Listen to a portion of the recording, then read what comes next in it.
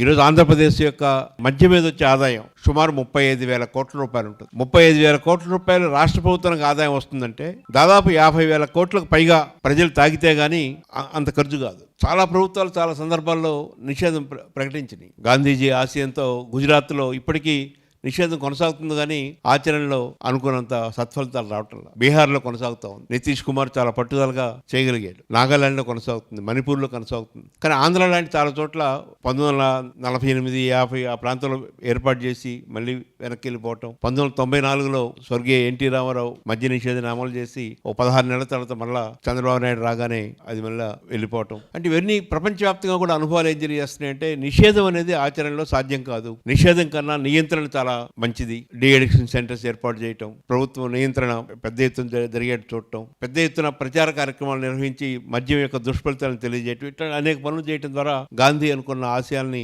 అమలు చేయడానికి అవకాశం ఉంది. కానీ ఆ వైపు ఏ ప్రయత్నం లేదు.